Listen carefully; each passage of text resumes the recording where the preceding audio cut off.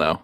All right. No, it's all right. We're up. No, we're not. We're not up yet, are we? No, we are. It says Hangout is live. Oh, Welcome. Hang on. No, it's not. Seriously? Are we seriously live? I don't even have pants on yet.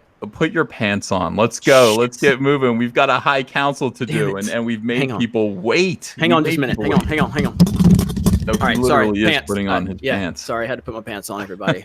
hey, I was not watching any adult entertainment. We're good. You were watching Nintendo's E3 Direct. That's why you had no pants on. Welcome, everybody. Welcome to the High Council. The High Council sentences you to a good time tonight. So happy to be here with you.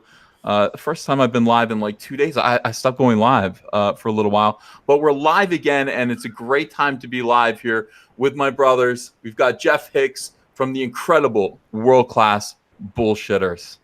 What's up, everybody? I almost stole Jeremy's gimmick. Sorry. Hey, everybody. It's me. I'm back. It's Tuesday night, and the High Council rides again. And my brother, my dear, beloved brother, I love you, pal, Jeremy from Geeks and Gamers, the biggest Fandom Menace channel on YouTube. How are you tonight? What's up, Geeks and Gamers? It's Jeremy, and I want to thank all of you very much for being here tonight. Shout out to Brie Larson. By the way, I don't know if you know this, Jeremy, but I have decided to copy you. I don't know if you've seen this. I've heard, and I'm very flattered. Yeah, I saw a bunch of people talking about how you made 100 Brie Larson videos, and I said, I don't know how many I've made, but I got to make 100. I want to be as cool as Jeremy. Now, I have not had the kind of success that you have had in terms of making Brie Larson videos. I think I'm on number 5. I thought I was going to make 100 in a week. Somebody said, Ethan, if you tried to make 100 Brie Larson videos in a week, it would take you'd have to do 14.2 videos a day. That's a lot. That is a lot of Brie Larson material. But I will tell you this: there's no shortage of it. As I looked on the internet for Brie Larson information, these people write the most obsequious and frequent articles about this woman. I saw one on CBR that was like, Brie Larson was at Disney World or Disneyland, and she was holding a lightsaber. Oh dear! And it was like a whole article about how she held a lightsaber at Disneyland. They make it so easy. They make it so easy. They just can't stop talking about her. And when I made my 100, and I think I'm on like 120 now, it'll be 130 before it's all said and done. But they just kept, at that time, that was, leading into Captain Marvel, and they would just write articles every day about like Brie Larson was walking down the street and she avoided stepping on a roach because she is the sweetest human being alive. And, I mean, just stupid articles like crazy. I mean, just hyping this woman up, and I'm like, good Lord, thank you for the material. So yeah, man. I think if she had stepped on the roach, they would have found a different reason to glorify. That roach represented the patriarchy. Right. That's who Brie Larson is, and it is absolutely astonishing. But one thing that I noticed that I don't think other people noticed, and I made a whole video about it, is how Brie Larson. My attitude is this. Okay, there's this one article where this guy's like, hey, I work for IGN. I went to the opening of Galaxy's Edge, and I saw Brie Larson. Oh, my God. So I took a picture of Brie Larson. He's like, all right, it's later on in the day. I'm here at Galaxy's Edge still in it. That's Brie Larson again over there. And then it's like, there's a picture of Brie Larson. And then like, all right, it's the end of the night. I'm going back home. There's Brie Larson again.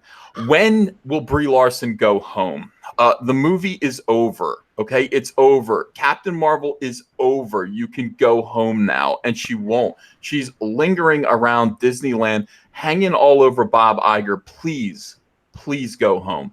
And there are some very, very bad. There are some very, very bad rumors that she's going to be playing your girl in the upcoming Star Wars. I heard about this. Actually, I'm the first person that I believe made a video on that, because as soon as Ashley Eckstein made the comments and how she was like, I couldn't believe I saw an angel standing at Galaxy's Edge. She was just like hyping, seeing Brie Larson up. And it was such a pathetic, like it was overselling. Jeff understands that. Overselling. Shawn Michaels level overselling. I knew you were going to use him as an example. And so I made a video on it immediately, and I got a message from someone. I don't know if they want me to say their name publicly, so I will not say that. If they're listening, they can obviously tell me if I can say this. But I got a message from someone who actually said the same thing to me before my video went live, where I said, this is them positioning Brie Larson to become a live action Ahsoka. I know this for a fact. Like this, it's happening. My friend. And because of the way Ashley was just groveling over the appearance of Brie Larson, I'm like, yeah, this is so bad. So I've kind of put that one into the whole let's put Creed doing the intro music to the point where I don't care. Like just have Scott Stapp, playing some type of With Arms Wide Open or something. Yeah, there it is. Mr. John Campea shared that. No, yeah, man. I thought this was real when I first saw it, and that's what I said. I just went, no. Who would make this? This is a hate crime. This is the equivalent of waking up to a swastika painted on your car. Like, who did this? And somebody needs to go to jail for it. This is absolutely horrific, Jeremy. And I feel for you, because to you, this seems more like it seems personal. This seems like a personal crime. I take this as a compliment, because I feel like Disney is specifically casting her to spite me. It just shows the power of Geeks and Gamers at this point. Like, Disney's now making casting decisions to piss me off. That means I win. Everything's done out of spite. It really I love is it. These days. I love it. So I'm taking this as a personal shot at me, meaning it's actually a personal compliment to what Geeks and Gamers has done. They're like, you know what? That guy made 100 Brie Larson videos, and his favorite character is Ahsoka. Boom, there you go. Let's cast Brie Larson as Ahsoka. They Did won't any get of those rid of Brie her. Larson videos get 2 million views, Jeremy? 1.5 million views on one of them. Close, but no cigar. Close. I'm working on it. I'm trying. You know what's funny? I was looking at it the other day. That The Saga Ends, the music video that we made, it's got like 120,000 views. That video is the 5th most shared video in the history of my channel, and it still didn't get the views. Like, I don't understand it. I mean, it's gotten shares. It's got more shares and likes than some of my videos with like 500,000 views. It's really strange that video never got traction. I really think the re-upload good too, because you showed me all the behind the scenes stuff before it went live, and I thought you had a 1 million viewed video on your hands. Did I not tell you that? Yeah, you did. And I looked at my analytics the other day, 5th most shares of any video in the history of my channel, and it just, I don't know, it just never took off. So weird. But the dislike ratio was fantastic. But we got another one that we're working on later this year after episode 9 comes out. So we're not stopping. You're doing another music video? Mm-hmm. Yep. It's going to be about episode 9. Yeah, it's going to be. So after episode 9 releases, we're going to, and I'm actually, I've talked to Mahler to see if Mahler wants to work on the lyrics with us a little bit, because Mahler is such an amazing writer. And I'm working with the same musician that I worked with before that goes under the alias of Cool Han Luke. And so, yeah, that's the plan. It's Kesha, isn't it? No comment. All right, I got to be in my bonnet today. Can I talk about something that, it's not Star Wars related, but you know what? F it. I was yelling around the house today. I made a video. I'm not like Jeremy. I don't yell in my videos. I keep my voice even. I'm calm and collected, in my scorn. Today I actually yelled in my video. I'm like, no, this has to stop right now, like screaming. And it was because of one thing. And by the way, you'll know why this is personal in 1 second. Battletoads. Oh, I just lost it. This is Battletoads. I should go backwards here. Here it is. All right, so this is Battletoads, the way Battletoads should look. Okay, Battletoads is supposed to be mean. It's supposed to be tough. It's supposed to be cool. These guys should be Mortal Kombat. It should be just awesome. I love toads. I love frogs. Obviously, this is the way it should be. Why? And by the way, let me just point this out real quick. All right. The reason why Battletoads is coming back is because of Cyberfrog. It's all spite. It is all spite, and you know it. You know it is. So Battletoads comes back. You want to see what it looks like? This is what it looks like. They're actually doing the how come I can't get this? They're actually doing the Cal Arts version of Battletoads. I am pissed off. What is this? Why do they have to take the masculinity out of absolutely every tough boy's property? I can't fucking take it, Jeremy. I know. Are those really the Battletoads? That's the Battletoads video game. This is the gameplay. This is so bad. This is so bad. And Battletoads, one of the classic all-time difficult games back in the day. Oh, yeah. That shit was hard. It was so hard. And now they're turning it into this. Alex Jones was right. They're making the frogs gay. It is unbelievable. I'm so pissed off at this. How could you take a game that's supposed to look, I mean, the Battletoads are supposed to be big, beastly, tough guys, and it's just supposed to be cool. It's supposed to be like, they took Thundercats, they made it into this. I'm gonna try not to curse because I know this is the High Council. We probably have children watching, but they do this to Battletoads too. Why does everything have to be cutesy? You know what it is? It's the Funko Popification of our culture. Oh. And I'm tired of it. The Funko Popification. Everything has to be cutesy. Everything has to be funny and sweet and ironically tough, but not really, because that isn't really good. That's toxic. It's toxic. Those were toxic toads. These are funny, and you can just kids will like these toads. I am so pissed off at this, and I don't know where it all ends. What happened to this? What happened to this? Yeah, all the masculinity gone. Ugh. I hadn't even heard about this, to be honest with you. And I've been following E3, but I didn't even hear about this Battletoads until you uploaded a video about it. And I didn't watch the video yet, but I saw your upload, and I'm like furious. I'm gonna be watching this. This game better bomb. What's so great about it is that they're the actual trailer for it on YouTube is totally upside down. It's like 7,000 thumbs down to 3,000 thumbs up. So I mean, God willing, this game is gonna bomb. And are they going to learn a lesson finally about this kind of crap, or no? Is this just going to keep continuing forever? No, I don't think they're at the point where they're going to learn a lesson. Not yet. I don't. Why do they do this? Because it's cheap and easy. They're lazy.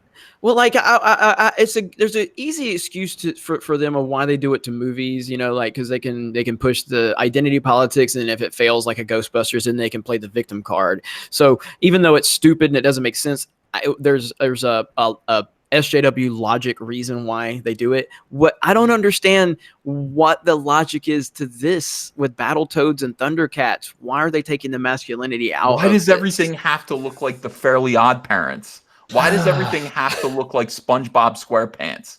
What is going on? I couldn't imagine if they brought G.I. Joe back in 2019. Oh my gosh. Don't do that. I know. God. It's really, really, really bad. And people need to pay. Now, I, of course, I'm happy about this on one other hand because there's still one frog. There's still one frog character that is not drinking soy. My frog is not guzzling soy. Cyberfrog is still as badass as he ever was. And, thank God for that. I got my, let me see here. Let me show you this. I got the promo card packs. You guys, it's so badass. Hold on. Okay. I'm a professional broadcaster, guys. I'm as good as you are at this. This is the Cyberfrog. These are going to be foil packs, Cyberfrog trading cards. And I'm pretty excited about it because everyone who backs Cyberfrog Blood Honey is going to get this. Everyone gets one of these for free, and we're promoting like an actual trading card set. By the way, what do you think of my logo? All caps comics. I love you've had that for a while, right? Yeah, but now because when you on stuff. The first time, oh, by the way, if you're having a problem with the stream, everybody hit refresh if you're having a problem with the stream. Because right now, the reason we were so late tonight is because YouTube has been having all time of live streaming problems. I see Gary's in the chat right now. And he's told everybody to refresh. So apparently everybody's having some issues. Or are we down? Are we down? Let me see. I've got the stream going. Let me refresh on mine and let me see if we're still live. Yeah, I hit refresh and we are still going on my, yeah. So hit refresh, everybody. Yeah, I got it. Okay. Cyberfrog must destroy Battletoads, says Black Tower Terrain. I'm excited to get this because I backed your book, so I'm looking forward to it.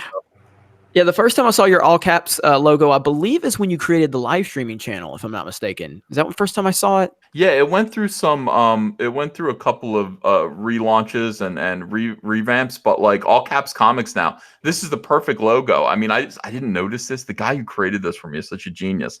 Look at the shape of this. You don't know it, but it's like it's a head reading a comic book. These are his two hands.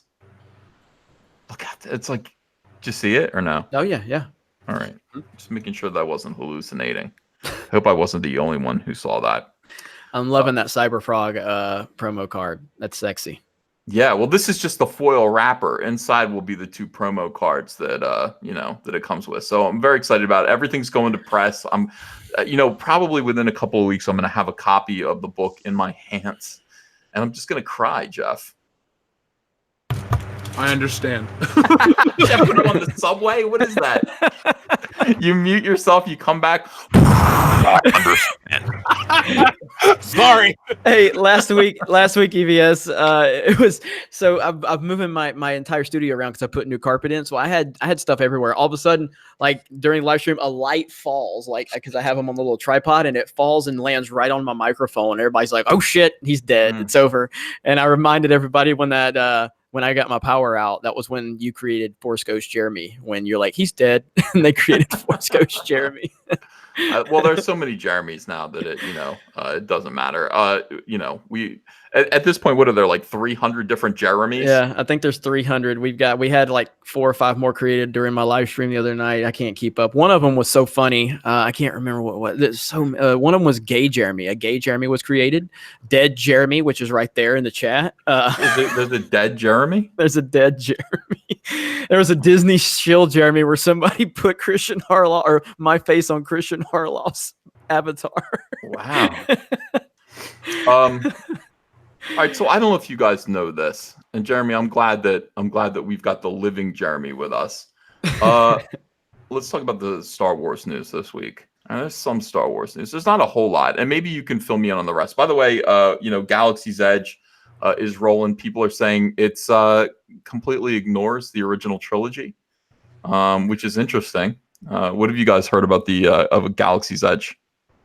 Yeah, I've heard the same. I mean, I've heard that there are little nods, but nothing major, and it's getting a lot of mixed reviews. Especially, you had the whole Younglings controversy, which turned out to not be true. A lot of people are frustrated about not being able to wear costumes and masks, but I will say, as much as I like to shit on Disney for so many things that they deserve, they've had a long-standing rule about costumes and masks in the park, and I get that because there's a lot of people that were trying to pose as Disney characters or whatever in the park, trying to charge for pictures and yeah, you got so many characters. So I totally understand why they're not allowing. It's not like they don't allow it in Star Wars land. That's kind of a long-standing rule within the parks. There's got to be some type of logic that we have to consider. But overall, I feel like what I've heard is the Millennium Falcon ride is basically like a low-tier arcade ride, is what people are saying. It's all based on, you have to have like the right communication with all of the people in there for it to be enjoyable enough. And so if you have some kid that's there with his family that wants to be the pilot, it can screw the whole experience up. These are the things I'm hearing. And so that's just dumb. It sounds really strange. Understand. Like, what is it? By the way, is it only characters from the new movies that are a part of the whole thing? I mean, from what I hear, I mean, I haven't heard all the details, but it just sounds to me like, yes, it's heavily focused on the sequel trilogy. It's funny how they brought Harrison Ford and Mark Hamill and Billy Dee out there to do the premiere of it, but yet they don't want to honor the characters that those people actually portrayed. It's so stupid. Yeah. Well, we don't know about Lando yet. Yeah. So I've heard nothing but mixed reactions from Galaxy's Edge and a lot of confusion. And so as a theme park fan myself and as a Star Wars fan, you would think I shouldn't be more I should be just over the moon excited about this. And I'm not really that excited. And if you look at Avatar, the Land of Pandora that they developed at Animal Kingdom, that's the most phenomenal detailed land I've ever seen. God, that's amazing. Yeah. James Cameron actually worked directly with the Imagineers on that. And you can see that the care and the love for the mythology went into it. And I'm not a big Avatar fan, but what would we have gotten if George Lucas would have actually worked with the Imagineers? But they don't want George working on it. They want Kathleen Kennedy and her SJW mentality working on it. And it sounds like that's pretty much what we've gotten. All right. Yeah. Like I said, I've heard everything about it like that as well, that it's just not, unless you're really into the current Star Wars stuff, you're not going to be very happy with what goes on there.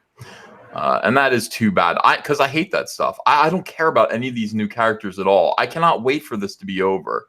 I cannot wait until the end of Finn and Poe.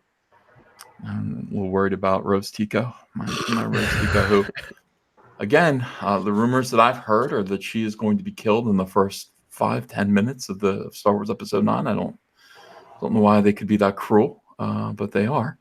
And I don't care. I want this all to end. Another thing that I really, really, really want to end, though, is the Reylo phenomenon. Jeremy, do you know what the Reylos are? Unfortunately, I do. What are the Reylos? It's this group of SJWs that are obsessed with, I guess, what's presumed to be a brother and a sister that's going to be together, or cousins, and they're all about co-signing abusive relationships, and they go and attack Adam Driver and his wife because they want him and Daisy Ridley to be together in real life because these people have no grip of reality. Right. It's really strange. Yeah, I had when I started talking about the Reylos and investigating their strange cult of sexless cat ladies, I had a few run-ins with some fairly prominent Reylos in the Star Wars fandom shipping community. And they came after me like, you don't know what Reylos are? You don't know what shipping is? I found out. Now, of course, that is true. I mean, one of their big goals was to get Daisy Ridley and Adam Driver to be together in real life. IRL Reylo. And in order to do this, these disgusting, weird, smelly. Can you just imagine what these people smell like? No. They smell atrocious. Can you imagine? Ugh. Like a can of tuna fish that's been left out in the sun. Like that. That's what the Reylos smell like. And these people, they wanted Adam Driver's wife to die and their baby to die, so that Adam Driver would be single, so that he could marry Daisy Ridley, who was currently single. Okay, so that was their whole scheme and their whole agenda. These stinky cat ladies. Unfortunately for them, and fortunately for the world of sanity on which we live, Daisy Ridley made an announcement. Daisy Ridley is going to marry Tom Batman. Tom Batman and Daisy Ridley are engaged, everyone. They're engaged. Daisy Jedi do. Star Wars actress Daisy Ridley Ray cuddles fiance Tom Batman after confirming their engagement. Look at this. So excited about this. Look at her. She's like, oh my God, it's over. She's like, Ryan Johnson breathed on me one last time. Hold me. She collapses into the arms of the first man that she met after the crushing failure of The Last Jedi, whose name is Tom Batman, who was in a movie with her called Murder on the Orient Express in 2017. Their love is still on track. Get it? Because it's on the train. It's in Orient Express. Oh, I love it. The sun. It's the news site of the year, Jeremy.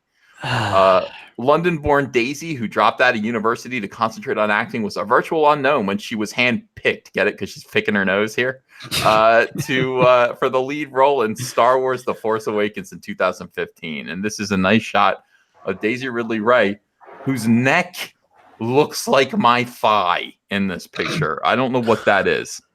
What is up with that? You know, funny. It's funny you bring that up, Ethan. I made that comment about The Last Jedi, and someone told me what a horrible person I was in real life. Wait, what comment? I made a comment after seeing the movie about how weird her neck looked, and somebody said, "Oh, you're just a sexist, terrible person." I was eating dinner when they told me this. That's not nice. That probably ruined your appetite. You know, who wants to be told that they're a sexist, horrible person while they're trying to, eat a pork chop? Not me. It actually was a pork chop. We were at a Christmas party. I knew it. Good call.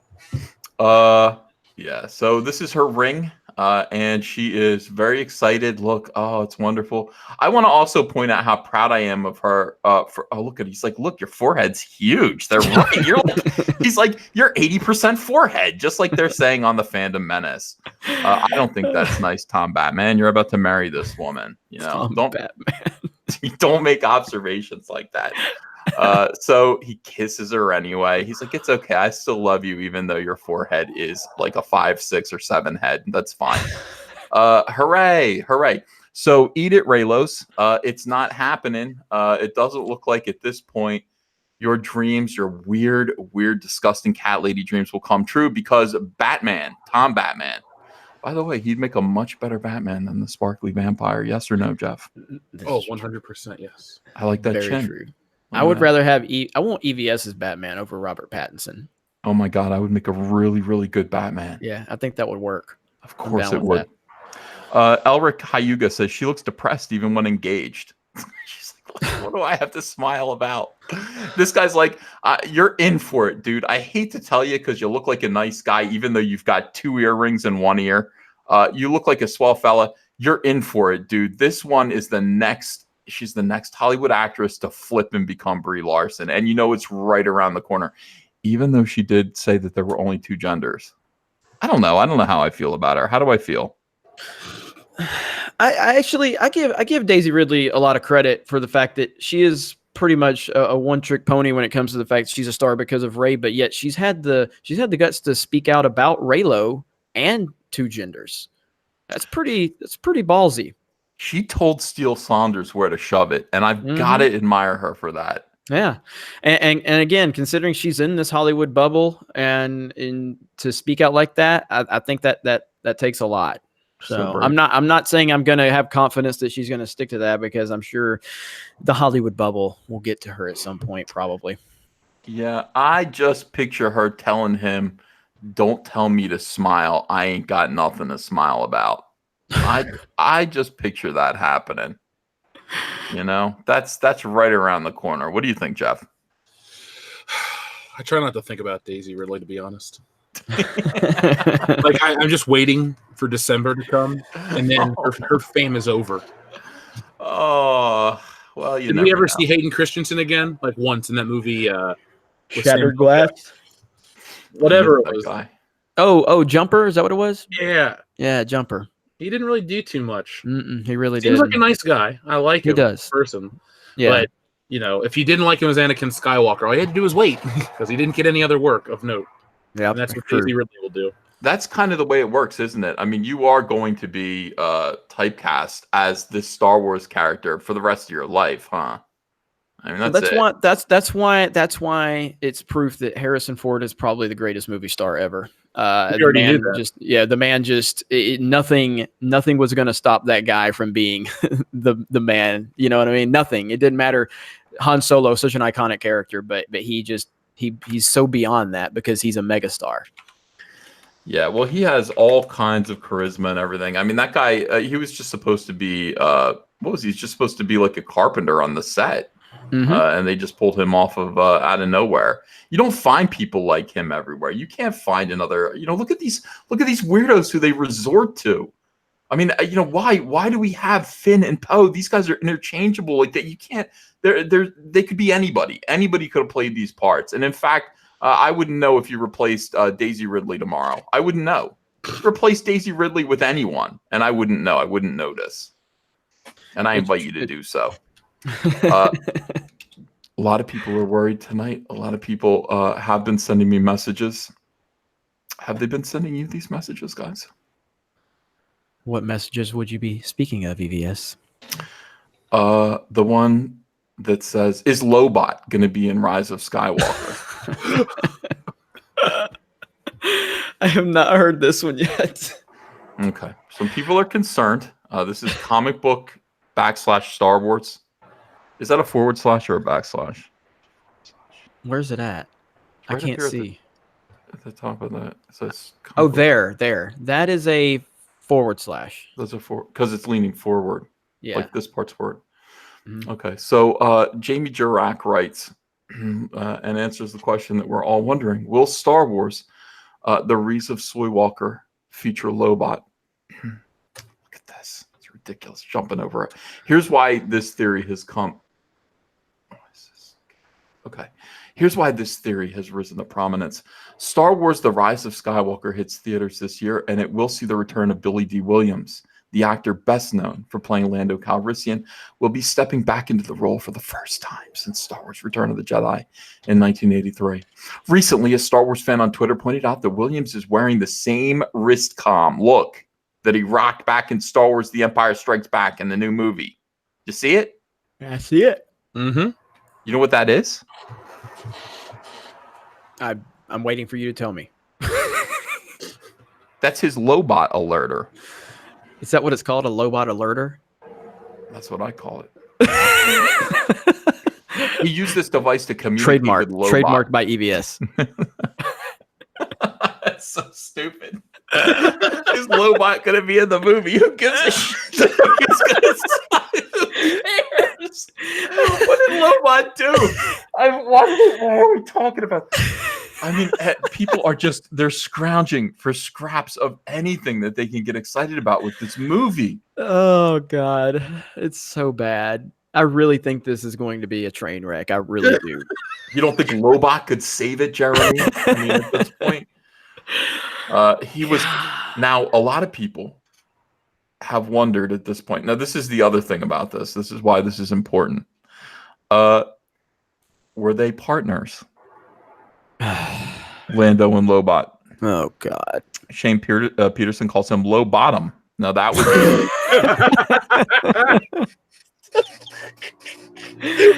Who says this? Somebody in the chat. Shane Peterson. Got him.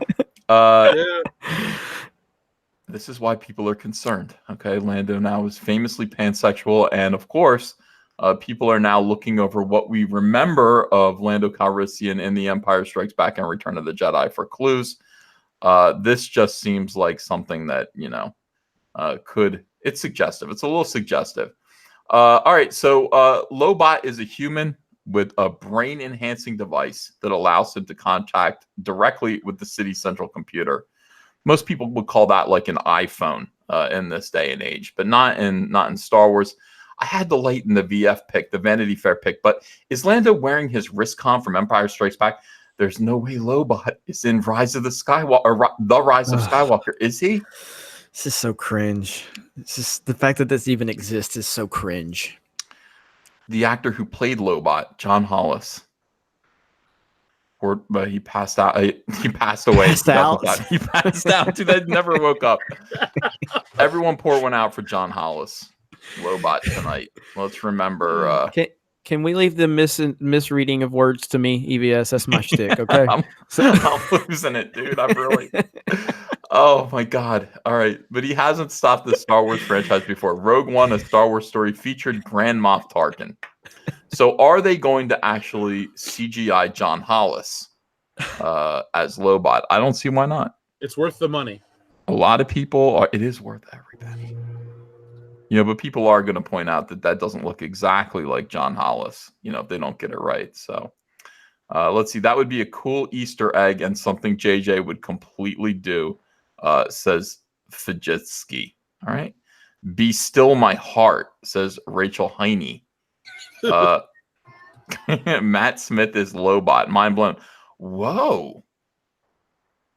Hold on a second. I didn't even see this. Matt Smith, because people were like wondering if Matt Smith is going to be in the movie, and then he said he was, and then he's kind of backed off, and then he said he was again, and he wasn't. Nobody knows if Matt Smith is actually in the movie, but wouldn't it be great if like Matt Smith were holding out, like his big secret was that he was Lobot? How would you explain that to your family? Well, hang on. First of all, this shows how my interest level for this movie is pretty much non-existent. I thought that like Matt Smith has been confirmed, right? I haven't even been paying attention. I thought he was confirmed, but then he wasn't. Like they kind of I don't know. They say he is, and then they say he might not be. I've read a lot of weird articles about this. Okay. But if so, Matt Smith is Lobot. Mind blown. Why would that blow your effing mind? These people are trying so hard to get hype around this. Matt Smith is he's the down low bot, for Lando Calrissian. Damn, a 30-year-old watch. Time to upgrade, Lando. Yeah, for real. By the way, yeah, that is kind of weird. But you know what? Lando's still wearing the same clothes he wore in Solo, a Star Wars story. So, it's a little bit. I would be disappointed if we didn't get a passing mention of him. Oh God, everyone. They're going to be disappointed if Lobot doesn't get a shout out in this movie. This is where we are. This is where we're at. The other thing that went on this week, see how I get through the news, guys? Jeremy, do you admire it? Do you admire the way I kind of admire it and very jealous of it at the same time? I wish I had that ability. Well, I mean, you could do it too. I don't think it's that big of a deal, honestly. I mean, I've got my own thing. I got my own problems this week, EVS. I got my own problems. So, okay, is there something? Is the Z-Car okay? No, the Z-Car's fine, but it's there's a petition to try to remove me as the leader of Geeks and Gamers, and I don't know how to deal with it. So, let's talk about it. Let's talk. I mean, I might have started it, but that's not really the point. Now it hurts. So here it is, right here. It caught on. That's the problem. I started it, but it caught on. Remove Jeremy from Geeks and Gamers. This is a petition. Okay. For years, the evil white male Jeremy has dared to run the company he founded rather than follow the communist ways and hand off the rights to a strong woman who can all be equal. And now he has that Star Wars girl, mindless entertainment, and proper Jenny. There is no excuse anymore. Get rid of his swig of water and above average penis and make a woman lead the group. Wow. That woman looks a lot like you. So last night on a live stream, I was live streaming. I don't remember. Somebody said something, and I said, you know what? I think it's time to remove the male patriarchy from Geeks and Gamers. There's a lot of male toxicity at this company, and I'm tired of seeing it. So I am joining my white liberals in hating white men. Mm-hmm. So let's fire Jeremy. We need #fire Jeremy. I want to see petitions. I said, if the petition gets up to 10,000 signatures, I'm going to burn a Geeks and Gamers t-shirt. And I am going to be wearing a pink pussy hat. Anna was the #1 choice that everybody said should replace me. And so, yeah, I'm a little hurt, though. I thought you guys would stand up for me better. You should have saw on Twitter. I was retweeting everybody. And then the people that weren't watching, they're like, what the hell is going on? Fuck these SJWs. Jeremy's not going anywhere. And I'm like, no, it's a joke, guys. By the way, they're pointing out, Jeremy, that you have inherited my enemies. It sounds like B. Alan Orange or that Forbes movie guy are after you now. Scott Mendelson? Scott Mendelson versus Jeremy. I want to tag me in on that fight, dude. I talk about that guy more than anyone. I'm all for it. Well, if you want Jeremy fired from Geeks and Gamers, make sure to find that petition. Where can they find that petition to sign it? Well, let's see. You can go to Twitter, and I'll retweet it on Twitter because I can't get a link at the moment. Plus, I don't think it'll let me drop a link anyway in the chat. No. I'll shoot a retweet on it. But yeah, funny, good stuff. I like having fun like that on the live streams, and the so many people took it seriously. But that was the best part. You know what? Other people, here's the thing, Jeremy. You get taken seriously. Not everyone does. Okay? Not everyone does. Some people don't get taken seriously. And then years later, they tell a heart-wrenching story about how they were ignored and how they were mistreated. And then disgusting SJW Star Wars fans laugh at them. Do you know who I'm referring to by any chance? I'm going to let you tell everybody. All right. Because you don't know. Because you don't care, just like everyone else. I was trying to play it like I knew, and you just fucking blew my cover. Here's the situation, guys. This is Tim Rose. Oh, yeah. Tom Rose. Yeah. Tim Rose was publicly humiliated by Rian Johnson on his last day of filming The Last Jedi. Tim Rose cried after 30 years of his life was turned into a joke. Okay. Let's hear Tim Rose tell the story. And Jeremy, if you laugh at this man in his moment of grief, okay? I would never do that. It'll be sad. I know you wouldn't. Okay, let's just see what he says. The camera. And I thought, oh, well, maybe they're going to say, thank you for being one of the heritage characters and giving 30 years and all that, and, being all that. But what they did was they gave me a Millennium Falcon sign that had the day and the date on it, a scene number. And they said, can you look at camera and just say, it's a wrap? Because that would be really funny. It's a wrap! I was actually in tears in the suit because I thought, after everything, after hoping there'd be something, after knowing there wasn't going to be anything else, Akbar's final moment before he went into the box was just a big joke about it's a wrap. I disappeared down the back and couldn't come out for a good 30 minutes after that. Yeah. Yeah. All right. So, Admiral Akbar, in his, this is rough, Jeremy. All right. He was told by Rian Johnson after they killed him, and replaced him with Holdo. He was told to hold a Millennium Falcon style. This is what I'm gathering here. Style kind of clacker and go, it's a wrap, like it's a trap. And he did it. He performed his duties. He was a trained monkey, like Roundhead Rian Johnson wanted him to be. And then he went somewhere in a corner and he cried inside of his suit because he felt so disrespected. What do you think of that?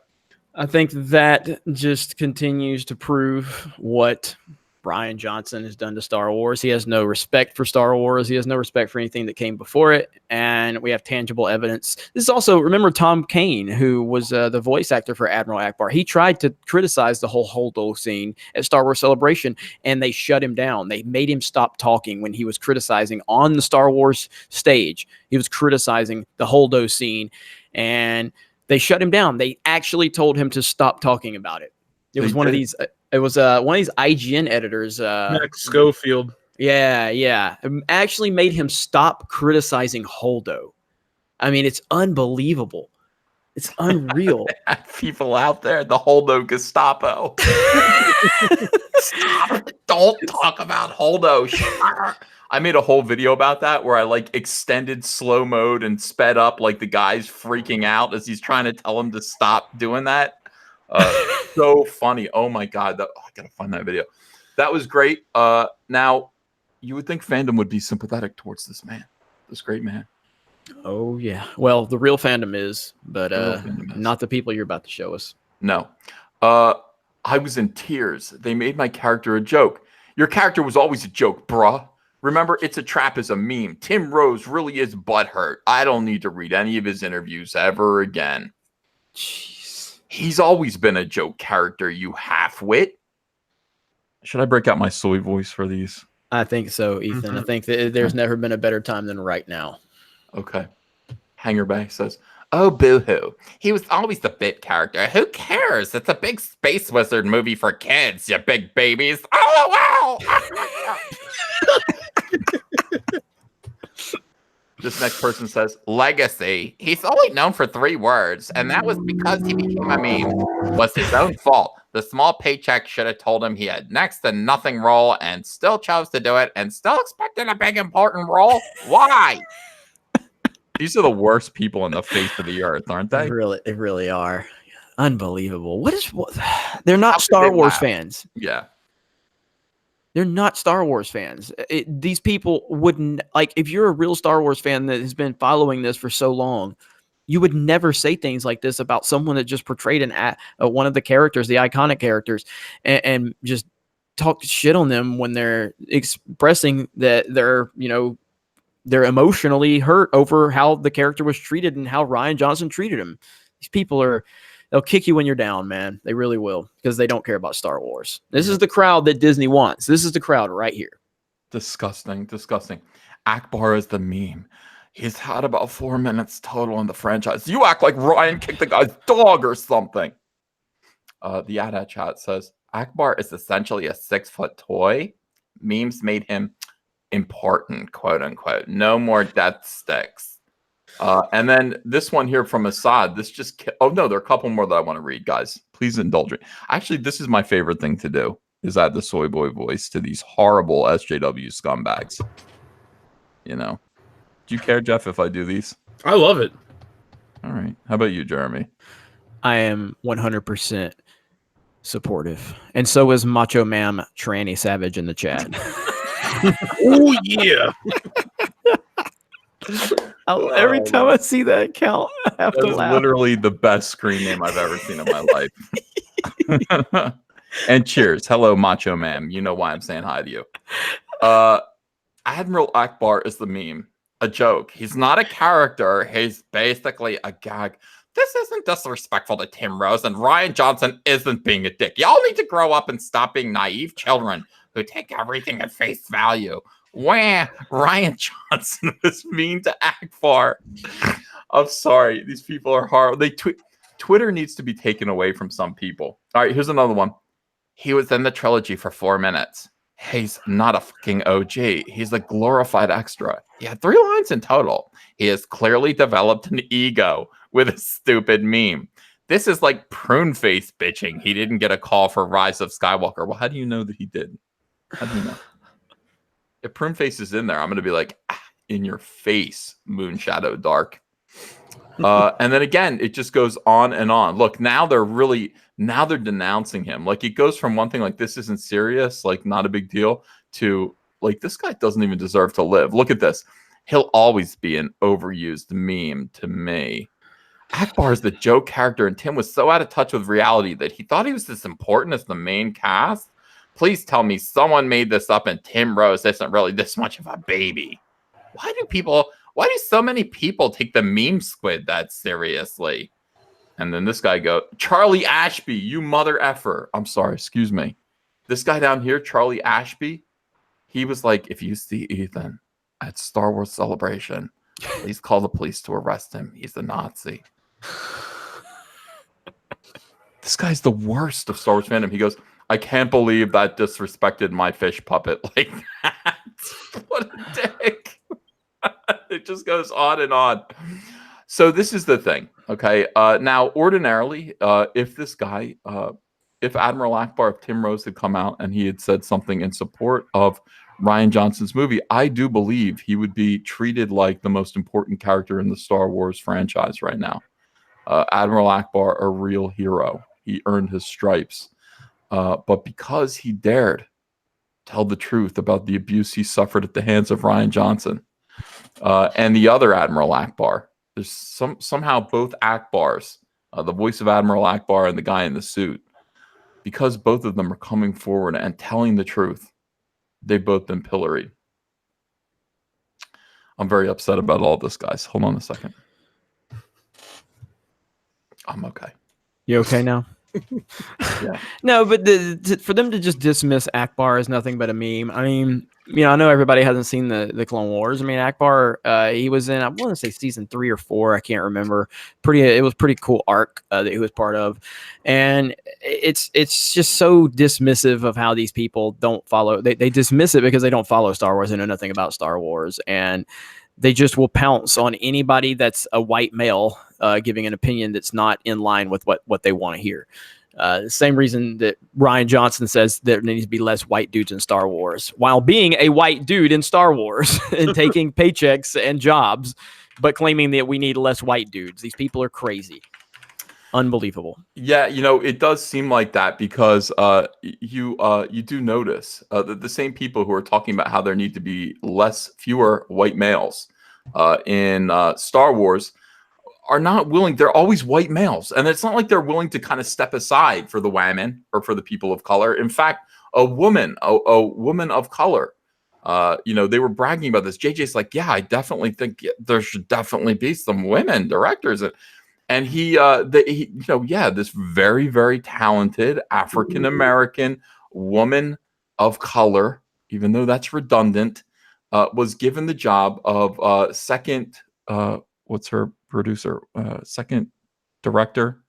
What's the second director of some type of second director? They're going to tell me in the chat, and they're going to make me feel really stupid. It's this woman that this woman that JJ hired, I believe, and they made a big deal of it. Is that what we're talking about?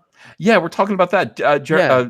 Jeremy's got it. This J.J. Abrams actually hired a black woman to Second come in- unit director. Second unit, thank you. Oh. Second unit director. Slick I thought Rick you were got asking that. for her name. I was like, I don't know her name. No, yeah. Second unit, second chair, someone is saying. Second unit, the second seat. Second seat, which is in the back of the bus of Star Wars. And I don't see J.J. Abrams standing up and actually offering to sacrifice his position. I don't see Rian Johnson saying, you know what? You're right. My big white round head maybe should not be, directing a Star Wars film or a series of Star Wars films. There should be women of color doing everything. Women of color doing everything. You know what? I'm going to step aside and I'm going to let, Beyonce is going to direct the next Star Wars film. J.J. Abrams says, you know what? The Pointer Sisters are taking over the Star Wars trilogy from here. I don't see that happening. I see a bunch of greedy, selfish, racist white males, liberal SJWs, just putting these women in second unit positions. And I'm outraged. Are you going to protest? Yes, I am. And do you know how I'm going to protest? How? I am going to utterly resist. Okay, I'm going to resist. I'm getting my resist stuff at Galaxy's Edge right now. This is the best website on the internet. It's called Disney Star Wars is Dumb. Ichibaka. Yep. The great Ichibaka did this website here. Get your 2020 election gear at Galaxy's Edge. Now, a few people have pointed out, by the way, this is what SJW Star Wars fandom looks like right now. This is an actual photograph. This is an actual photograph. They're like, and by the way, they're all white, as you can see, and they're all looking at people of color going, we are here to represent you. We're here to represent you. Younglings will henceforth be referred to as activists from here on out. Okay, so Disney's political indoctrination continues. Twitter user Data Racer. The amazing Data Racer. Data Racer's great. I've used so many of Data Racer's tweets and stories that he's broke. Great. I love Data Racer. Oh yeah. Yeah. He has posted examples of idiot activism at Galaxy's Edge. It is idiot activism. Disney. Now this is the conflict, and this is the other discussion. And Jeremy, I didn't see a video that you made about this week, but maybe you did. And Jeff, I didn't see one by you either. I did not make one on this. I've been busy talking about Dark Phoenix. Dark Phoenix is a disaster, isn't it? It really is. Before we end the show, I want to ask you a couple questions. So go ahead. Yeah. We're going to talk about that as well. See, I have a lot of stuff to talk about this time. I've actually been doing my homework and making videos after video. I made 4 videos yesterday, Jeremy. I'm proud of you. You're almost on my level. I made 3 today. I think myself, when is too much? And I go, is this as many as Jeremy made today? No. So it's not too much. You remember? I don't know if you heard the other day. It was last week. So I was on the High Council and Jeff challenged me because I said I was going to make 3 uploads and I was going to upload all of them at 3 a.m. within 10 minutes of each other. And then Jeff goes, why don't you do 4? I'm like, fuck Jeff. All right, damn, got to do this amazing. now. So I had to do 4. So I did 4. I made 4 videos and I uploaded every single one of them within 9 minutes of each other. And they all did great. They all did awesome. So I'm just kind of throwing videos out there left and right to mess with the algorithm and see what happens. 2 of them got over 100,000 views. No, you put out 3-minute videos. I'm like, well, this guy's an anarchist. This guy's out of control. He's making 3-minute videos. I'm just like, what the people, YouTubers, people who are not YouTubers, who are just YouTube viewers, should understand that the algorithm wants you to make 10-minute videos. That's what they want. And if you make 3-minute videos, YouTube doesn't even know what to do with them. Nope. Jeremy's just spitting them out left and right. You know, he's like, I can get this done in 1 minute. And he love does. it. Yeah, it's great. I think people might appreciate it. Just upload your intro once and see how many views that gets. You know what? I might do that. Oh, the other day on my personal channel, I uploaded a video. What did I say? I think I was advertising the fact that I was going to upload 3 videos at 3 a.m. and it got like 3,000 or 4,000 views on my personal channel. That's pretty good. That's excellent. Yeah, I gotta get my YouTube going again. Like since I moved into this house and I've got all the Cyberfrog stuff wrapped up and I have not been making videos and my YouTube channel is suffering for it. So it's kind of like getting a rusty old Millennium Falcon up and moving again. It takes some work, but Jeremy, I am gonna do it. You're gonna be proud of me. I'm gonna be waiting, and I'm gonna be really happy to celebrate once you do it. Okay, good. Now here's what we need to do. We need a Donald Trump T-shirt that says "Irresistible" across it. I'm willing to make one. Also, the Resist. By the way, you can't trademark and copyright Resist, can you? I wouldn't think so. Okay, so we need to start making Resist Disney T-shirts. Resist Kathleen Kennedy. Resist Ryan Johnson. Resist J.J. Abrams. All of this stuff, because this is what they're doing. Look at this stuff. Now, the Resistance, Le Resistance, refers to a time in history when France was occupied by the Nazis. Okay, it was Vichy France. Right now, Disney, Lucasfilm, we could call that Vichy Disney, Vichy Lucasfilm, because Lucasfilm is occupied by crazy fascist weirdos that are making everything political and trying to control people and trying to destroy this franchise and make it into something that it's not meant to be. It is Vichy Lucasfilm. Screw these people. And yet they dare. They have the balls, the unadulterated balls, to refer to themselves as the French Resistance, Le Resistance. Screw you. You are not the Resistance. And that's where resist comes from. Now, they were afraid they had to change it. When these weirdos got a hold of Star Wars, they said, rebellion, wait a second. The rebels? That's like the Civil War. That's like worse than Hitler. So they had to change the rebels. They had to disrespect the underdogs in the Civil War. They had to take away the rebel tag because it reminded them of something naughty. Nevertheless, they kept stormtroopers. They kept all of the Nazi memorabilia, all of the Nazi references in, on the Empire. Stormtroopers stayed still called stormtroopers, and they changed it to the resistance. Now, this came out. This coincided with the election of Donald Trump, and then somehow, these people who are out to resist a democratically elected president. How do you do that? How do you resist that? Do you just stop paying your taxes? How do you resist that? I don't think they know how to resist anything. It's a hashtag on Twitter. That's all it is for. I invite these people to resist arrest. I want to see you get mustard gas in the face. So resist.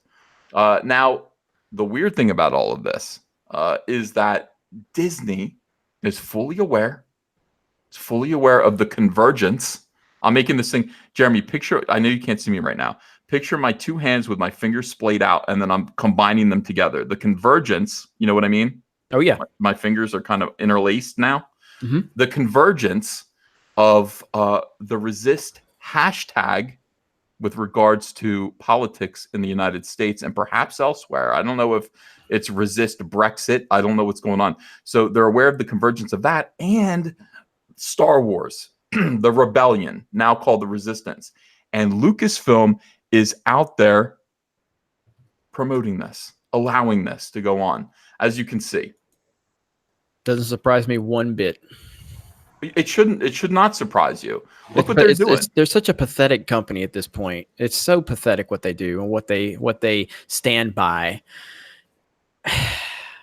This is the people making Star Wars right now.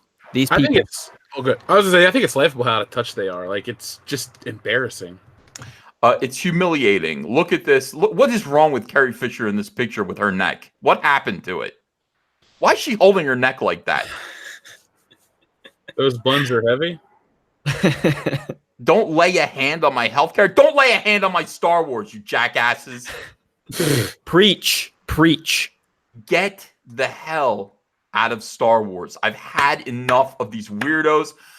I've had enough of these weirdos using popular, wonderful fantasy franchises like Star Wars, like Marvel Comics. I've had enough of them using it to act like weirdos and to try to defy the popular will of the people. And the problem is Lucasfilm actually stands by it and allows this and markets to them, which that's the big problem, because they feel that they are being listened to by Lucasfilm, and they kind of are. And that's the big problem. Because if Lucasfilm would ignore them, then they would go away. But they feel entitled because Lucasfilm wants to reach out to them, and they want to ignore all of the crimes that they commit and all of the horrible doxing and the riots and all that. No, you know what, Jeremy? Lucasfilm supports this. Lucasfilm should actually sue every single one of these activists. And I'm telling you, if these were right-wing activists, that's exactly what they would do. They would send lawsuits. They would demand to be copyright lawsuits. These people would all be shut down. Lucasfilm should actually be out there saying, all of you people who are defecating on police cars with pictures of Princess Leia in your hands, knock it off. We don't want our beautiful creation, which is, it's political, sure, but it's vague. It isn't partisan, certainly. We don't want to be making a political statement with Star Wars, but no, that's what these SJWs do, isn't it? It's exactly what they do. It's all they live for. It's all they do. Jeff, what can we do about this? Star Wars sucks. It does suck. Jeff, can we fire missiles? Like, what can we do? We personally can't do that. I don't have the resources. Do you? No, the only thing I have is the trebuchet. Well, I think it's time to get that thing ready, man. I've been working on it. Okay, I had to do Cyberfrog first. I got to get Cyberfrog done. People showed that they were much more interested in me putting out Cyberfrog and getting that out to the backers than actually working on the trebuchet. And I'm telling you, I will crowdfund that trebuchet next. Trebuchet Alpha. It's in the Andes. It's gigantic. It's enormous. It can fling like 28 soy boys into orbit at once. Like a handful of marbles into the sky. Soy boys. Damn these people. We got 2,100 people watching tonight. I want to thank you guys for coming out. This is fantastic. Definitely. And smash the melee button if you don't mind. That's a simple request from a simple man. Thank you very much. Thank you for saying that. I never do that. I never ask people to. I'm too humble. I'm too humble to ask people. I'm not. I know. That's why I really appreciate it. Let me read some super chats, and we'll see what you guys are saying about this. And those of you who have comments, they will be heard. They will be heard right now. You guys can let me know. Dr. Coffin-Nail says, apparently the entire premise of Batwoman is that Batman is a deadbeat Dark Knight. These mother effers. Yep. Everywhere they go, they ruin everything. Yeah, Batman just gave up on Gotham. And apparently he fled his bat cave and everything. He just left somewhere to just, I don't know, go sit on an island in a big bathrobe and suck on the tits of a giant sea monster. Here comes Batwoman. Here comes Ray. Where have we heard this before? These mother effers. These mother effers. It's depressing. But that's why we're here. We're fighting against this nonsense. Yeah. And all of you have spoken with your wallets, and you're supporting things like Cyberfrog, and you're sending a message to the woke media. So Cyberfrog, probably on the first day that you launched your campaign, was more profitable than Solo. No, it definitely was. It definitely was. But that's not.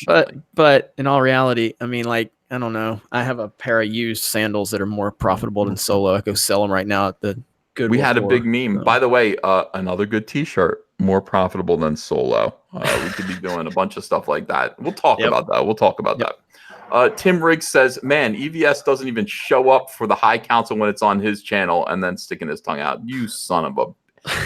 Raiders of the Lost Flicks says, shout out to the little channels like mine, students of the High Council and friends of the Fandom Menace. Stone Cold Jeremy says, hail to the High Council. Hey, EVS, Jeff and Jeremy, you guys rock.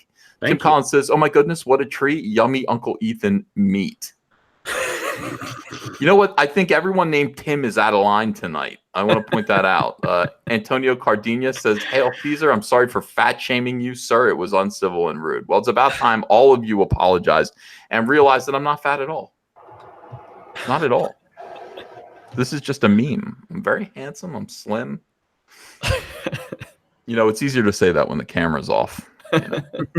Well-read user says, hail fat Caesar, and then it comes right back on. I came to shame, not to praise thee. Jeremy, people don't treat you like this. No, they just signed petitions to get me fired from the company I created. Yeah, make sure to link me to that petition. T Domino 25 says, Jeremy, if you and Hero High are going to Hawaii Con, you should call up Nick Rekieta. I believe he's going there too. You guys could do a hangout. Are you going to Hawaii Con? They did follow up with me. I just need to follow up with them. So yeah, Hero High. We had Hero on the channel for the first time last week and had a great discussion. It's awesome to meet him. And with it being an anime convention and Vic Mignogna is going to be there, I told him, I said, well, if I go, I'll bring you with me. He goes, what the hell? I was like, this is what I do, man. Live right here on the show. Just invite you to Hawaii with me. So I'm looking into it. That's pretty cool. Yeah, I got invited to some convention in Hawaii. I can't go. I just can't. I want to go. You know, this weekend is the Anime Matsura? I'm not sure. Con in Texas. Yeah, the Umbrella guy's going. Nick Rekieta is going to that one too. I would love to go to that one, but I can't. I just can't go anywhere. I got stuff to do. Indie Defense says Jeremy Jeff plus EVS, the Star Wars version of Crosby, Stills, and Nash. You hear that, guys? Who's Thank Young? you. Who's Neil Young though? That's like that. Oh, your boy Zach is Neil Young. It used to be Crosby, Stills, Nash, and Young, but Neil Young went off to do his own thing because he's a weirdo, just like your boy Zach. Perfect. PLJ Screwjob says, how embarrassing. Later and gayer than Rekieta. Well, at least later. Gamma AKF says, hey, Ethan, just read Noah's book. Glad to see you supported him through it. Also, is Salamandroid's name a Duran Duran reference? Wow. No, it isn't. It's actually the Crystals reference. Okay, so Cyberfrog's name is Trick Ron. That's his name, like Trikk, and then Ron R. H-A-N. His brother Salamandroid's name is Didu Ron. It's not a Duran Duran reference. It's you met him on Monday and my heart stood still. Didu Ron, Didu Ron. That's the reference. It's not Duran Duran. Okay. I like Duran Duran though. I do too. I do too. I like Electric Barbarella. Did you ever see the video for that? I'm not sure. I don't think I have. I gotta say that's a very nice video. He gets a beautiful woman, and she's go watch the video. Just go watch the video. You'll thank me for it, or you'll call me a pervert who likes real ball. One of the two. Bata SSL says, "Hail the High Council. Tell Brie I said no thanks." Rob Liefeld's here. He says, "Squirrel Girl, Captain Marvel, Rose Tico, F1, marry one, kill one, go." I will. Oh. I need to repeat on that. Squirrel Girl, Captain Marvel, Rose Tico. Can I cheat and pick the woman that voices Squirrel Girl? The real life version? No, I think they want you to pick the real life version of Squirrel Girl. Like the drawing? Yeah. Because I was like, haha, the woman from the AT&T ads is, great. It's a problem because you got Rose Tico who's obviously preferable to me. I would F and marry, but you can't. So it's like, all right, I don't want to be married to Brie Larson, even though I know what it would be like to be married to Brie Larson. It would be like being married to a horrible person. I have no idea what it would be like to be married to Rose Tico. I mean, it would be boring, right? And she would try to shock my balls with her cattle prod. Well, if you're into that sort of thing, it's exciting. I am. That was I think I'm gonna marry Rose Tico. Okay. And I'm going to. Are you powerful enough to kill Captain Marvel, Jeremy? I'm with you. No, but you can't anyway. I'm gonna take one for the team and F Squirrel Girl so I can kill Brie Larson. There you go. There you go. I think that's the best thing to do. I can close my eyes and think of England. I can F Squirrel Girl, make her a very happy little chipmunk, and then, oh God, it'd be a reward to just destroy Captain Marvel. And yeah, I could look forward to domestic bliss and ball shockery with Rose Tico, and I think we all want that. Darth Knight of Thrones says, for saying obsequious, and hi, Jeremy, you rock. Well, thank you. I appreciate that. Yeah. Someone in the chat just informed me I was called out by Legal Eagle, which I've never heard of Legal Eagle. So I'm looking Legal Eagle up now. I don't know when or where I was called out by them, but they have a lot of subs. People. Yeah, a lot of people calling you out. So I just want to say, to be clear, please keep calling me out. Continue to make me more famous and well known. I appreciate that. It's worked very well for all of you guys, hasn't it? Because the channel is just in such terrible shape. Doesn't it wear you down when all of these weirdos on YouTube call you out? No. I will say, and this is advice for anybody. I mean, it can become a distraction if you continue to respond to so many people. But I've really stopped responding at this point because it just was taking my focus off of certain things. I take it all as a compliment. Again, nobody called me out. Nobody made Reddit threads about me when I had 800 subs. Now they can't stop talking about me, and I'm totally okay with that. I mean, it really is like a rap song. Your entire life is like a rap song. It is, and I'm okay with that.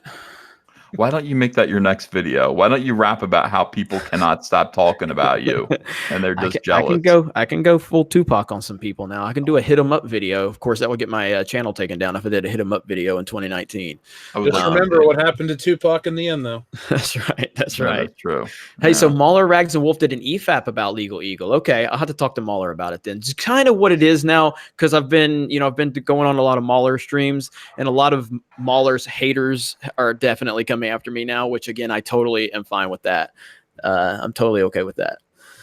Yeah, I'm not okay with it. I don't like people coming after you, and I don't like haters coming after you. It pisses me off.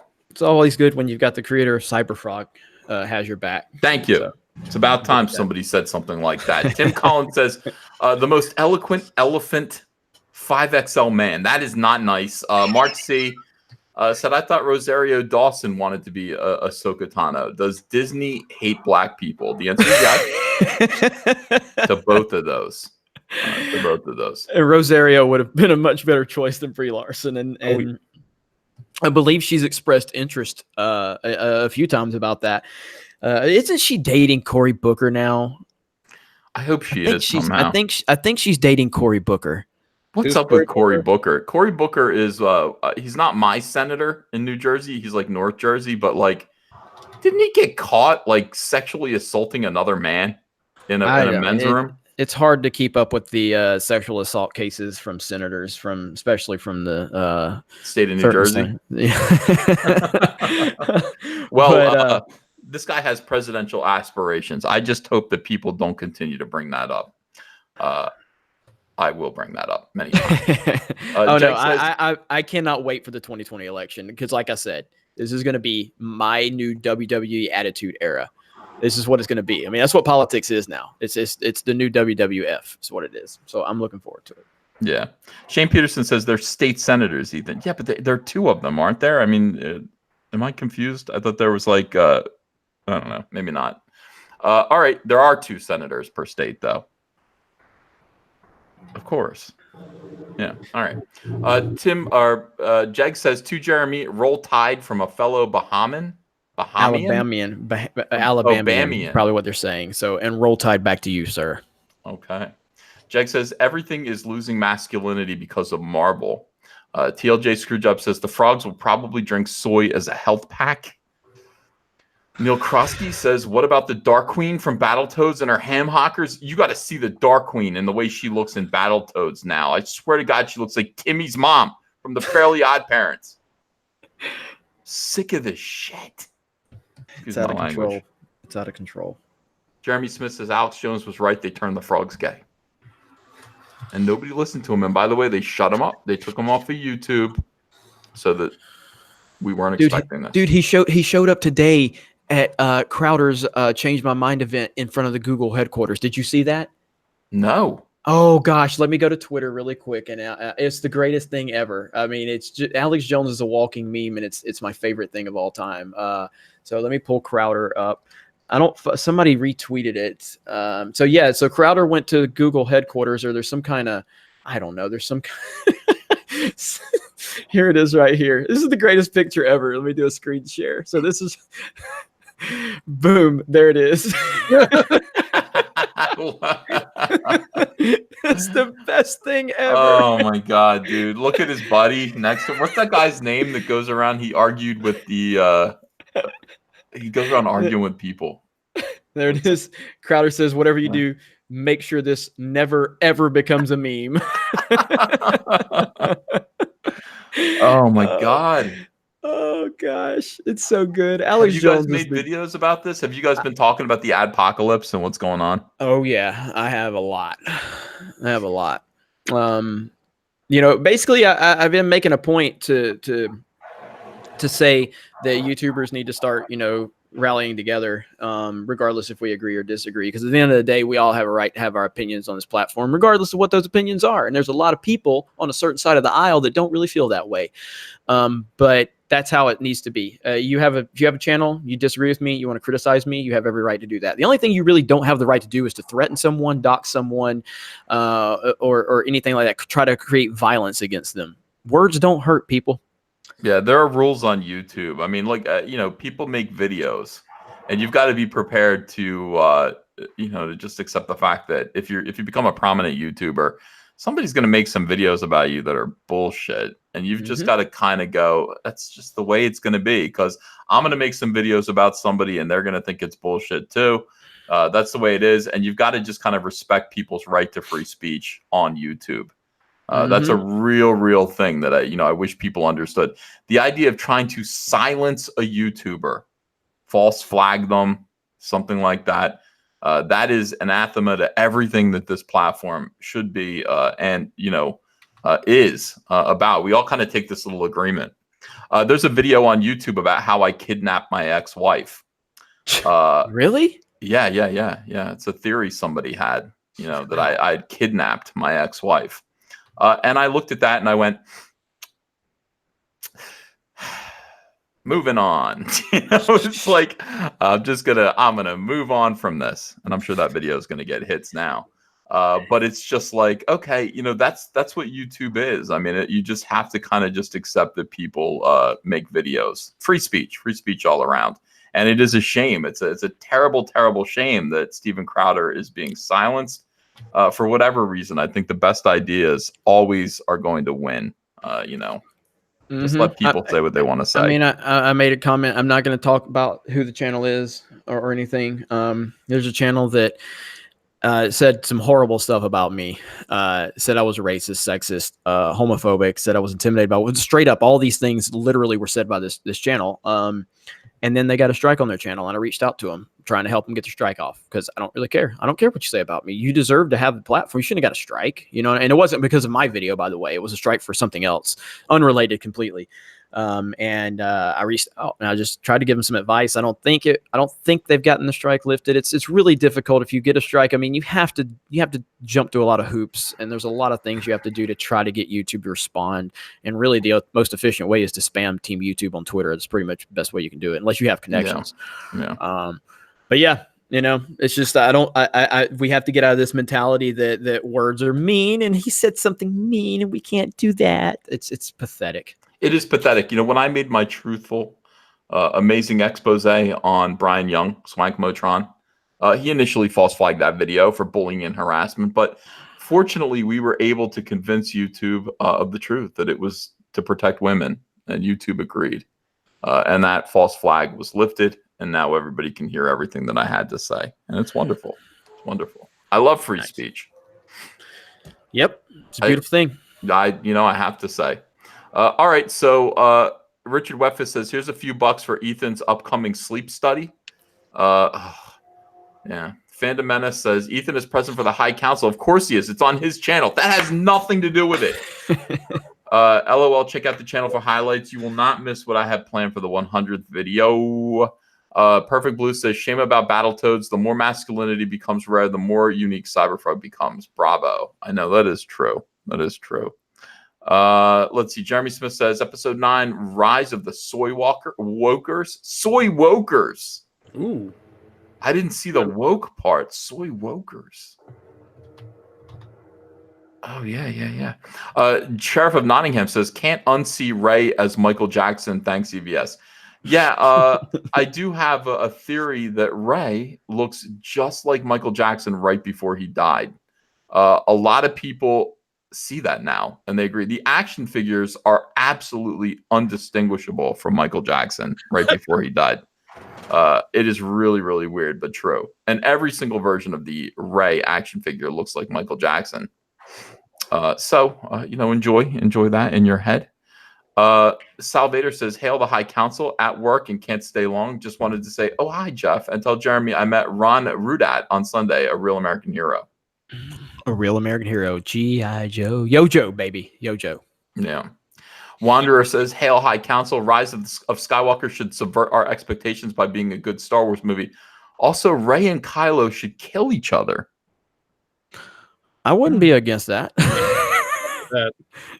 Yeah, I don't disagree. By the way, Wade S in the chat just gave me $5. He said, "Here's a couple bucks for pointing me to Electric Barbarella. Damn, son. I'm telling you, that's the hottest video I've ever seen in my life. It really is." And you guys, Jeremy and Jeff, go look up Duran Duran Electric Barbarella, while I'm doing this, the super chat stuff. Yeah, you'll be like, oh, yeah, I don't know. It might not be your thing, but it was my thing. Neil, a few times.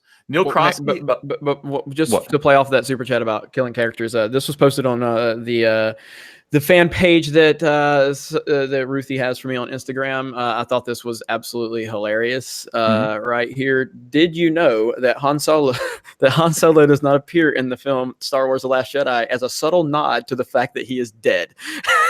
Like, it's so funny because it's like they're so stupid, like, why did you kill Han Solo? I don't care if Harrison Ford didn't want to do it. Take a dump truck and back it up to his door. He should have been in the goddamn movie. But since you've established that you want to kill characters, have Rey and Kylo kill themselves. I'm 100% okay with that. I totally agree with that, and thank you. And F whoever wrote that article. Screw you. Well, I think it was a joke. Yeah. Oh, you talking about the Rey and Kylo? No. The Han Solo thing. I took it as a sarcastic joke to show how shitty Disney Star Wars is. That's how I took it. Oh. So maybe I'm wrong, but that's how I took it when I read it. Yeah, I take it personally though, and I want to fight. I like it. it. Neil Krosky says Solo already had the train wreck, Jeremy. Richard Weffis says, "Does the Falcon have a tailpipe? Because Lando could sex L337 again if it does, since she's part of the Falcon." Yeah, it's really disturbing that the photo that Vanity Fair released with Billy D. Williams all up in it, because that's what he is. He's finally inside L337. And we get to watch his facial expressions, and it's the O face of Billy D. Richard Weffis says, "On the download bot," yes. Comfort the Log says, "Thanks for being allies to the green community." Are you an ally to the green community, either of you guys? What's the green community? Like frog or like eco-friendly or what? I think it means eco-friendly. That's what I thought. Or are we talking something else that's legal in like Colorado or whatever? Ooh. I mean, because clearly I'm definitely not on that train. So yeah. Oh, you're not. Yeah. I don't know. Me either. I would say I'd say if it's in reference to Cyberfrog, then I definitely am. Thank you. Yeah, but if it's in reference to that sticky icky. Or, I mean, there's a certain brand that I'm affiliated with that has green in it. So, I mean, I like that brand. Yeah, that's a good thing. This video is out there, Ethan. What do you think? It's out there, or you don't like it? You don't like it? I like it. I like Duran Duran. I can't hear the song because I don't want to get a copyright strike, but it's very futuristic. Yes, it is. And you know what? People say that the future isn't going to be as good as the present or the past. And when I see that video, I disagree. I think maybe the future would be a nice place. I feel like you could get one of these right now in real life. Well, yeah. In a way, I don't, but it doesn't do that though. No, not at the part I'm at right now. Yeah, that's the thing. Horrorama movie trailer says Lobot will just get blown out an airlock and replaced by some purple-haired weirdo android whose action figure will clog store shelves for 2 years. Thank you and welcome, Horrorama movie trailers. We need more of you. Oak 1971 says Lando and Lobot sitting in a tree, robosexuality.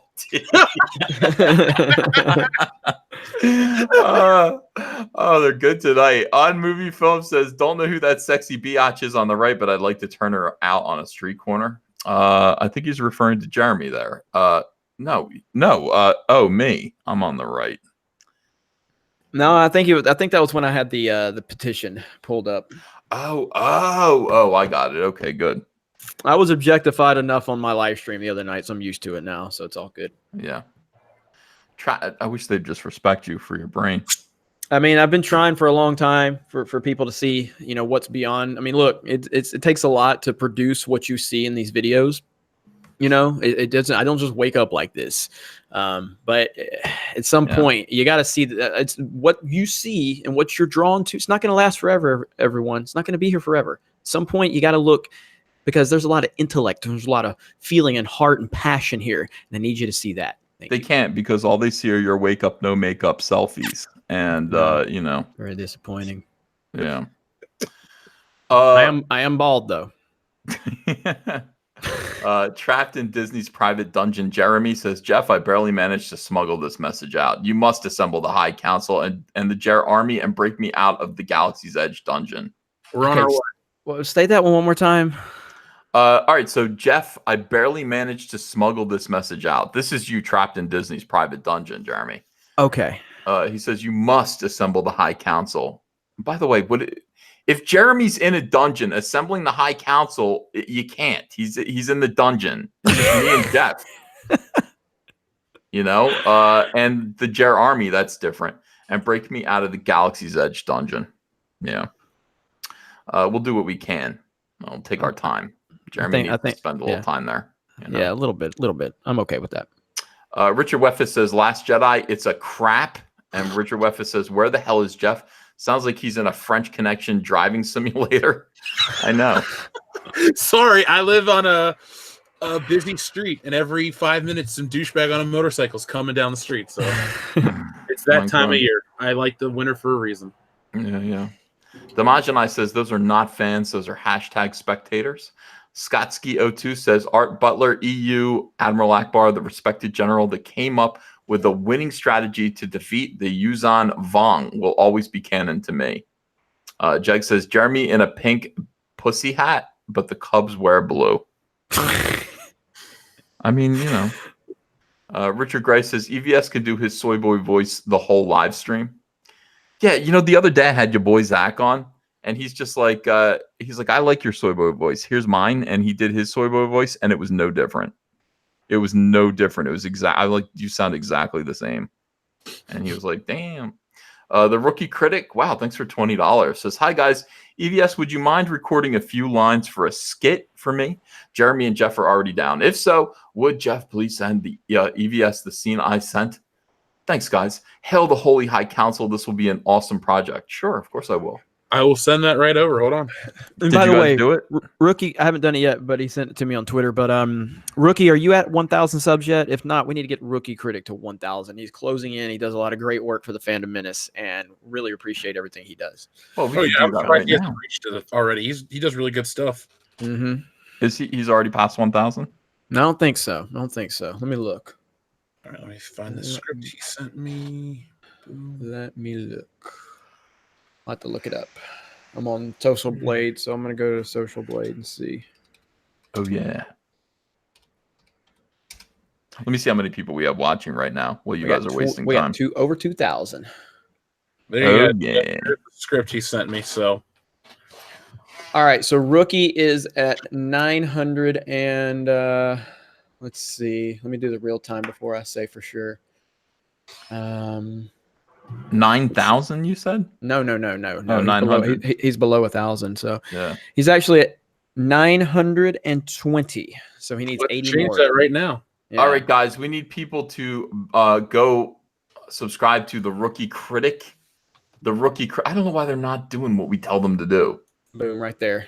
I've got it live. I got the live count right there. You got the live count? Okay, hang on. And he does a lot. And this guy actually came on my 24-hour live stream with me. And when I was falling asleep with my head crashing into the microphone after about hour number 18. Yeah. And I really appreciated the dedication. He does a lot of skits, and he's always doing stuff on the Fandom Menace. He does celebration videos for people during their birthday within the Fandom Menace. And this is what we like to do. We like to find creators with smaller channels and try to help them out and get them a big following. Boom, there we go. We're at 941, guys. 941, and I know you guys are going over there and subscribing to the Rookie Critic. Let's get him to 2,000 subscribers tonight. Why can't we get him to 2,000? Why does it have to just be 1,000? Hey, I'm down. Let's shoot for let's reach for the stars. He's going to get there in just a couple of seconds because that's what that's what we can do here. I mean, this is the Fandom Menace. They will actually strengthen and grow his channel pretty quick.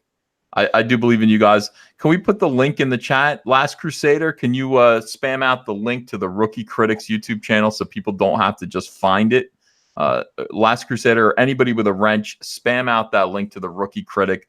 Let's make sure people can just get it and sub. And that is two away now. We're going to be there. Let's get to 2,000 though. Don't you think? I think so. That's just half of the people watching right now. So, we can definitely. What's with the ad? Yeah, no, come on. I'm in a pink shirt and I'm driving a mom van. Big jump. Soccer mom. 1,021 subscribers. Nice. Totally awesome. Let's keep it going, guys. Let's keep it going for the Rookie Critic. Let's blow this guy's channel up. We know we could do it. We've seen it happen before. Didn't we do this for Anna? I mean, Anna, we did it for Mecha Random, and a couple more. We've done it for a few people. So yeah. We make it happen. 1,038 people right now. Rookie Critic's got to be pretty excited. Yeah. Boom. He's gonna get up to 1,100. This is what the Fandom Menace is all about right here. This is it. There's no jealousy. There's no. We're here to help each other. We don't sit there and look down on anybody. Rookie does great work. All of you are out there doing great work. And we just want to sit there and support everybody who's out there putting the good word out there for the Fandom Menace. So thank you. Does Rookie Critic do wet work? Can I hire him to actually whack some people out or what?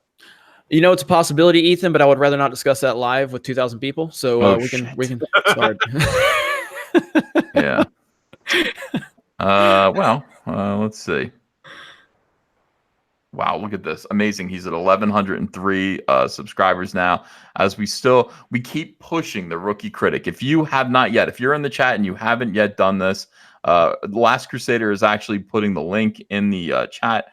Make sure to subscribe to Dear Rookie Critic. Let's get his channel blowing up. Yeah, maybe it'll be your channel one day. I do appreciate all of the support. A lot of people. Sean Tillman saying just sub. Thank you, Sean. I see you out there. Appreciate it. Johan Zika saying Jesus is king. You better believe it. Of course he is. Praise the Lord. You guys get out there and support the Rookie Critic. Blow his channel up. Let's make him. Let's give him a bigger YouTube presence. And now I think actually he's able to be monetized. Isn't that the way it works? Yeah, if he's over 4,000 hours of watch time in the past 365 days, which I'm pretty sure he is because he does a lot of live streams. So now that he's gotten over 1,000 subs and I'm pretty sure he's over 4,000 hours of watch time. Now he can apply for monetization, and it should happen pretty quickly. I know Mary Mayhem the other day she crossed 1,000, and I think she got monetized the next day. Sometimes it takes a little longer, but definitely on the right track for sure. Oh, it's absolutely wonderful. Speaking of Mary, I'm going to be on her live stream on Friday night. So I am too, actually. Oh, cool. Well, then I'll see you again on Friday. Yeah, I probably won't be on there too long because I'll be out of town, so it'll be I'll be on my phone when I'm there, but I will be there to support her. Yeah. Real quick, before we switch topics, you talked about falling asleep on your live stream. Can I talk about something that I fell asleep doing yesterday? I can't wait to hear this. So I had to record a commentary for Patreon for a movie called Mother.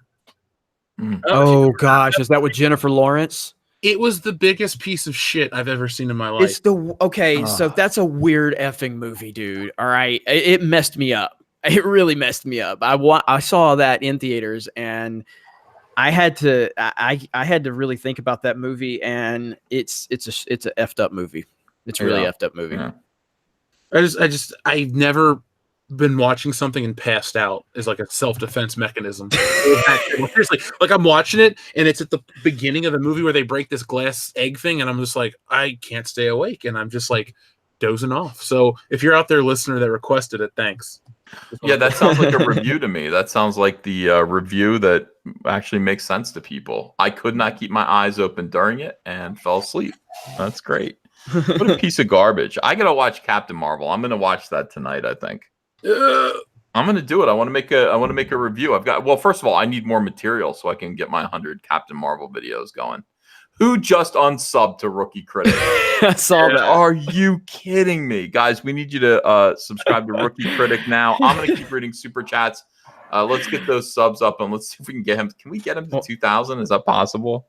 I think 1,500 is very, very realistic. 2,000 might be. So I will say, and I'm watching Chernobyl right now. Wow. Dude, that is for real. This is some brutal stuff, man.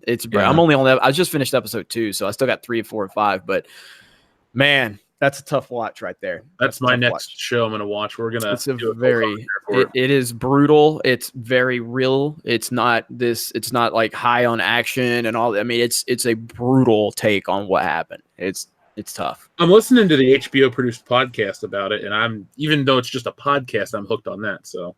Yeah, we binged it. Me and Andrea, we just watched the whole thing in one afternoon. We just could not get enough.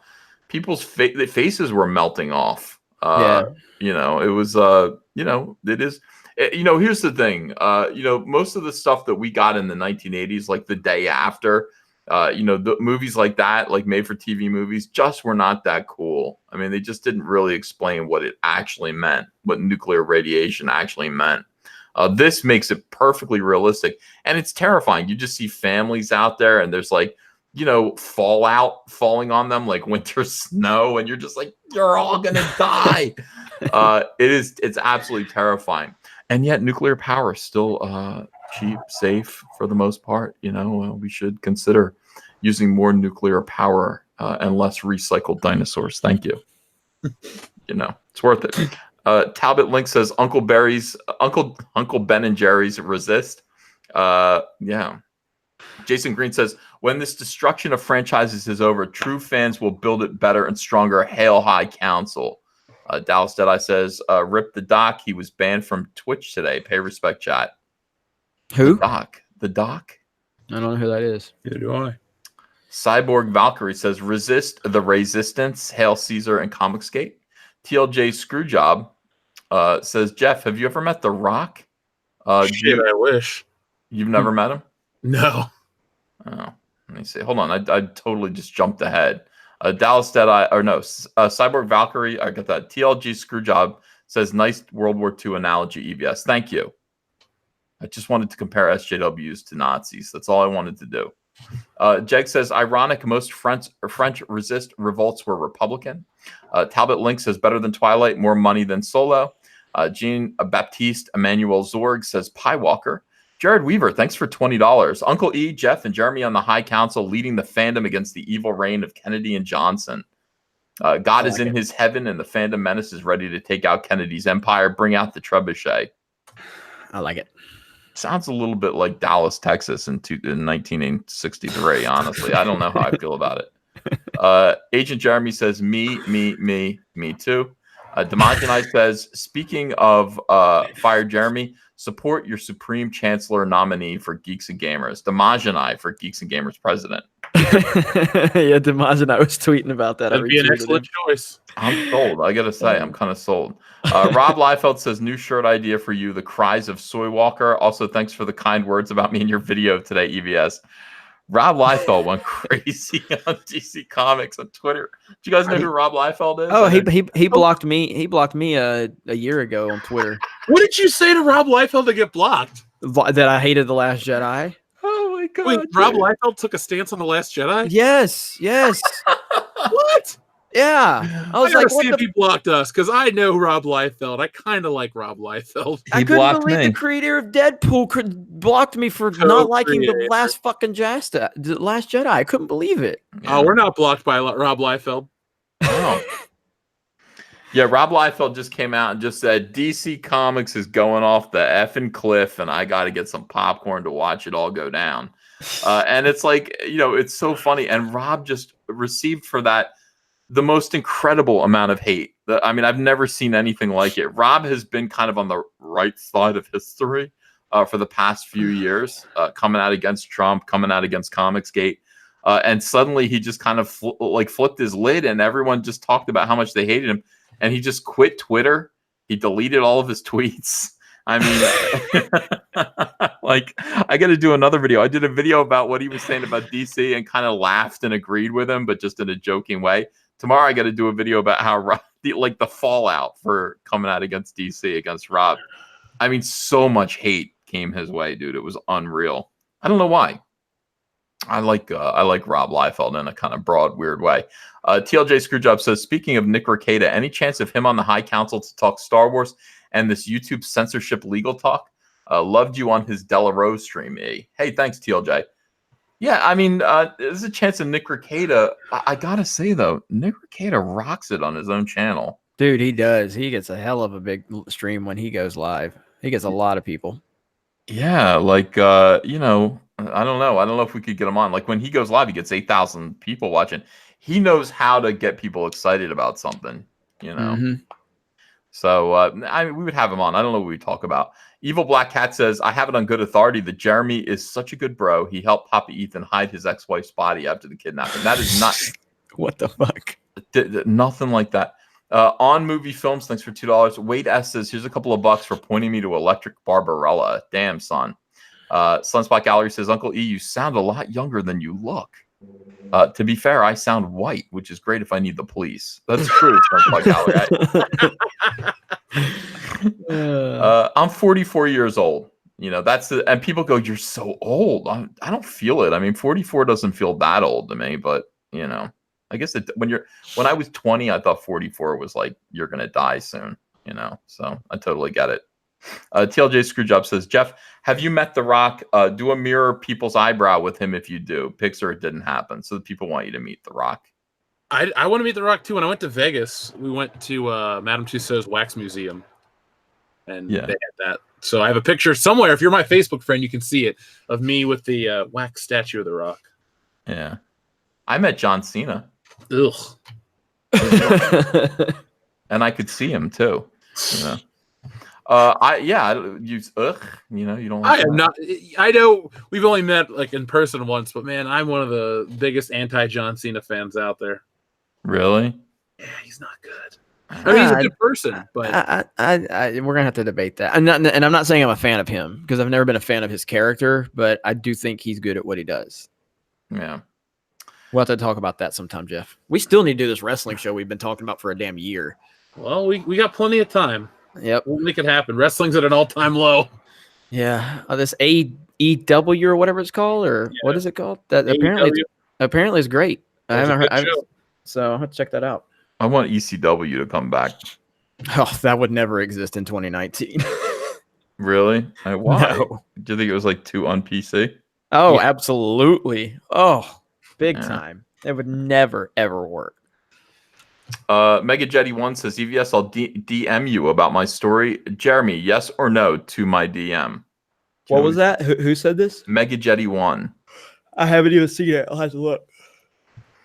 My inbox. I mean, my inbox is open to anybody to message me, so my inbox stays completely. It's out of control. Yeah, I can't stop now. I thought about turning it off, but I was like, just let it go. Who cares? Alex Schlosser says, first off, my name is pronounced Slusher. Okay, so Alex Slusher. Second, hi to you all. Third, a message to Jeremy at 8:56 p.m. Ivan is having the same problem as Josiah. It was a widespread problem. Everybody's live streaming ability was down. No, I don't know if what has happened that was keeping us from live streaming was there was also the problem with Ubisoft, and the claim that went out for a lot of people for E3 yesterday, which Josiah got caught up in, and a lot of other people. So there's many problems on the live streaming front. So I don't know. Around that time, Ivan was probably dealing with the same thing we were dealing with. I don't know if that's changed. I mean, for him, it obviously works for us now. Yeah. I know John Malin was going to go live earlier and he couldn't because of the whole problem. So Alejandro Flores Ibarra says, you have a Jimmy Durante nose, Ha cha cha cha. No, I don't. Jimmy Durante had a big fat nose. I have a very skinny, long, pointed nose. Richard Wetfist says, EVS, your Dark Phoenix video. Did you know the Skrulls were supposed to be in the film? They were changed to an unknown race of shape-changing aliens. That makes sense. I'm fucking getting it now. Are you guys aware of the conspiracy, the Marvel conspiracy, the Disney conspiracy to ruin Dark Phoenix for Brie Larson? I heard this, or I saw this story going around, but I don't know the details. Yeah. All right. So we'll talk about that in just 1 minute. Thunder Robot says, did you know YouTube? Why is this happening? Did you know YouTube blocked Ivan's live streaming? Yeah, like I said, I'm pretty sure he's dealing with the same problem everybody else is. He tried to call me when we were live. I told him I'd call him back. So he doesn't call me to help him. He doesn't call me to help. I'd help him. Thunder Robot said, "Oh yeah, okay." Gawkard's Death Rattle says Chernobyl gets the science very right. Outstanding. Yeah, those boys out there on the roof. Did you get to this part yet, Jeremy? You have 90 seconds, and then get back in. I've just started episode 3. Okay, you didn't get there yet. So I don't think I no. Wade S says Chernobyl, the responders and volunteers are real heroes. That series is epic.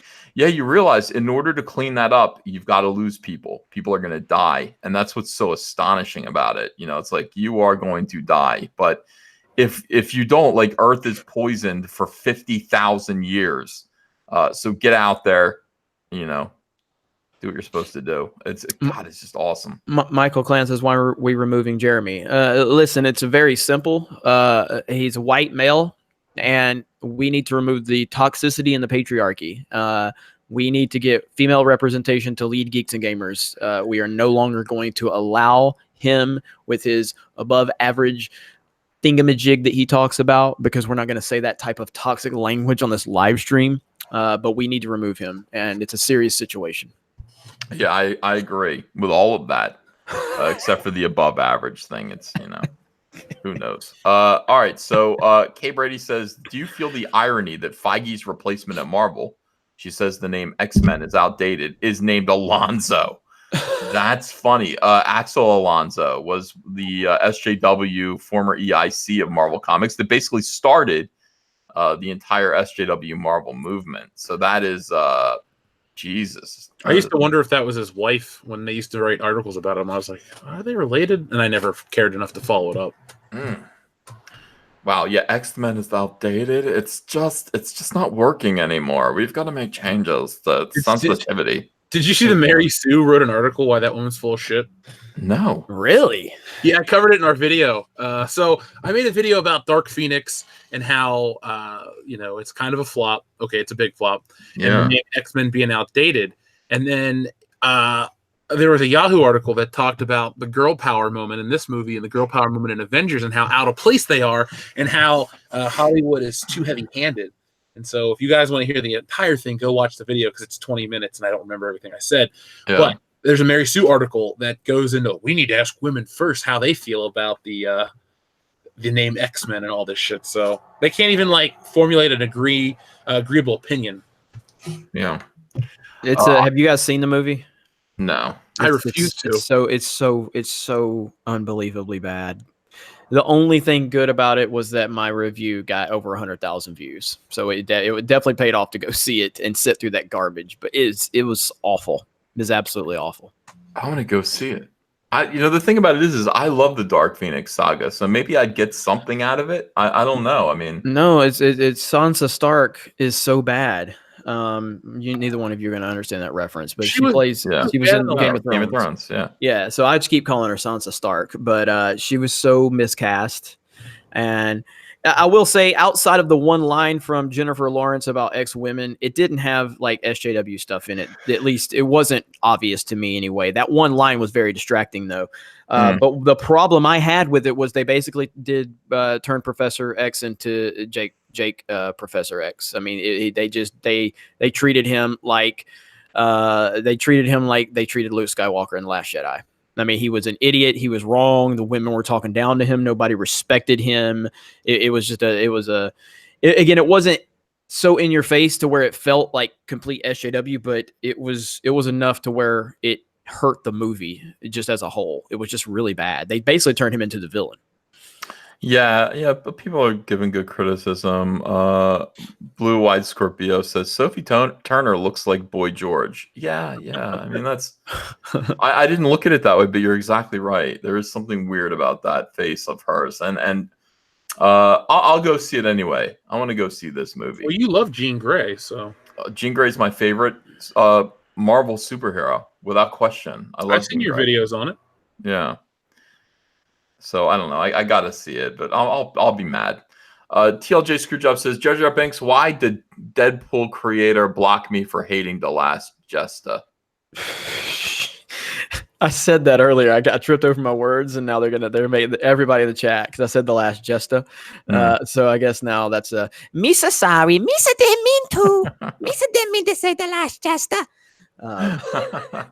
I was reading an article about Rob Liefeld and Mark Miller, and they listed Mark Miller's movies, and I was like, yeah, Kick-Ass, and I meant to say The Kingsman, and I said The Klansman. I didn't catch myself.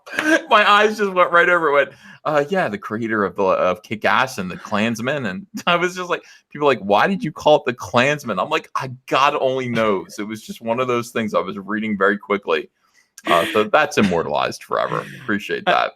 I have gotten to the point. My daughter was with me one day when I got recognized from YouTube, and so that was like the first time I think she's ever actually been like cool and her, like be hanging out with her dad. So now when we're walking around, I go, I'm not gonna say her name here on the air, but I go, hi daughter, that's my daughter. Everybody, Misa, this is my daughter. Oh, she runs from me. She gets so mad at me. The Jar Jar Binks is a real life personality within me. And I've embraced it, and I'm here and I'm owning it. So Misa, thank you. Achara77 says, Jeremy, the petition to remove you from Geeks Plus Gamers made me laugh, but I also felt bad that it could only get 36 people to sign. Kind of sad. I think it's because nobody that shared to Twitter, and a lot of people didn't know it was I thought it was real, and there were people fighting about it. They're like, "Fuck this mother! You're not gonna get rid of Jeremy." There were people like, "No, Jeremy's talking about it on a live stream. It's a joke." So I hope that it gets. We're 40. Let me see. Let me refresh. Where are we at? We're at 46 now. We need to drop the link in the chat here, but we have 46 signatures now. So guys, we need to remove Jeremy. All right. Yeah. We need to get him gone. I support this. Sebastian Alvarez, thanks for $2. Jeg says, Disney conspiracy. They sabotage all rival films. The remakes are for sabotaging the box office intakes of other films. Hell, they hijack the review sites. Yeah, it really is something else. Like they need to be investigated by the FBI at this point. They're fucking crazy. Gawker's Death Rattle says we have to remove Jeremy's thingy, remove Kebab. A lot of people, talking about that tonight. So let's talk about, Dark Phoenix here real quick. Dark Phoenix, of course, is the worst X-Men movie of all time. Of course, it's set to lose $200 million. They could have made all three Alden Ehrenreich solo movies for that. I mean, lost $200 million. And the thing about it is that it might not be the fault of the movie itself. It might very well be because of interference on Disney's behalf. Disney was about to acquire Fox. The negotiations were going on, and they had to be keenly aware that they were promoting Brie Larson and Captain Marvel as the very first female-led Marvel film.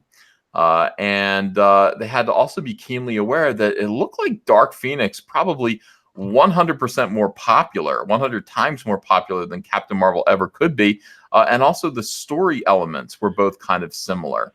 Of course, Dark Phoenix was due to come out in November of 2018, and Disney made them pushed it until February of 2019, and also made them take out the Skrulls. Isn't that interesting? Yep. Dark Phoenix was going to have the Skrulls in it. That would have been right on the money.